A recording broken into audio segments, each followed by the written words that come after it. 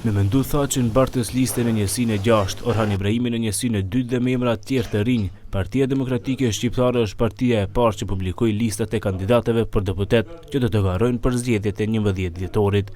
Bekim Fazliu, që nuk do të jetë në listat e kandidatëve dhe që është emëruar zëdhënës i partisë, tha se ka pasur miratim unanim për listat e kandidatëve.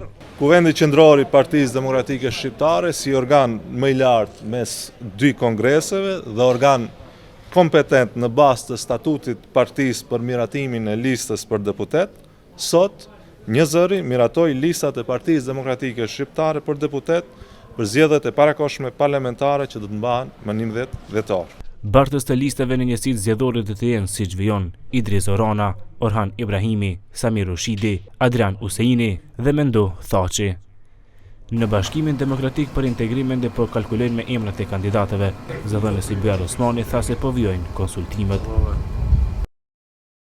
Kandidatët nga lista e Bashkimit Demokratik për Integrim priten të bëhen deputet, andaj edhe jemi më të kujdesshëm në përcaktimin e tyre.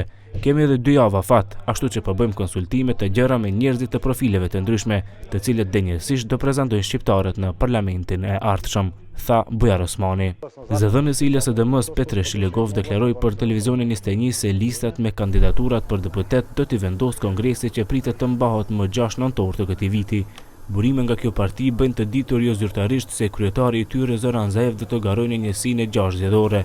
Këtë nuk e ka përjashtuar edhe vet ai, ndërsa siç merret vesh në njësinë e 2 zgjedhore do të jetë sekretari i përgjithshëm Oliver Spasovski. Në listën e koalicionit të LSDM-s do të jenë edhe përfaqësues të partive të koalicionit si dhe emra nga shoqëria civile. Edhe në Vëmërodë po vazhdojnë konsultat për listat e kandidatëve për deputet. Kryetari i kësaj partie Nikola Gruevski paralajmëroi se do të jetë në listat për kandidat, por ai nuk e bëri të ditur se në cilën njësi zgjedhore do të garojë.